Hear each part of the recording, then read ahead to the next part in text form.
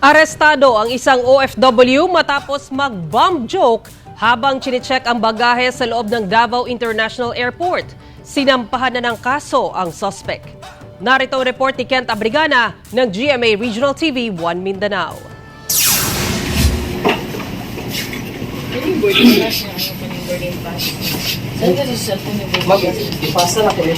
Sa eksklusibong video mula sa Davao International Airport Police Station, makikita ang pag-aresto sa isang pasahero sa loob ng Davao International Airport noong Biyernes ng hapon.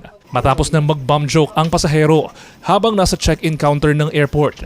Ang lalaki tatawagin natin sa alias na Bruno, hindi niya tunay na pangalan, 42 anyos, taga Digos City, Davao del Sur, at isang overseas Filipino worker. Dahil sa nangyari, napaiyak na lang ang lalaki.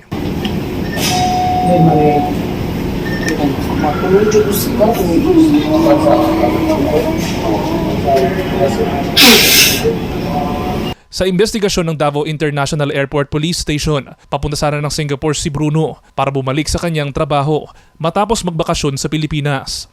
Habang nag-check-in ito sa kanyang bagahe, tinanong umano siya kung may babasagin sa kanyang mga gamit.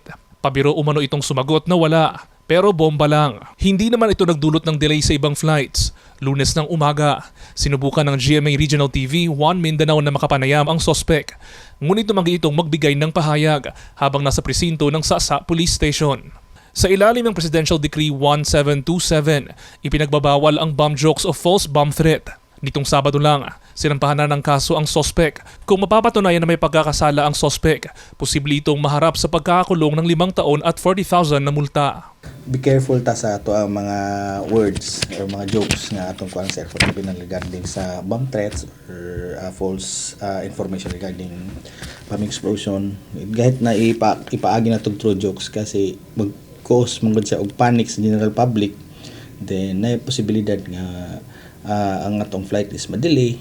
Mula sa GMA Regional TV 1 Mindanao, Kent Abrigana, nagbabalita para sa GMA Integrated News.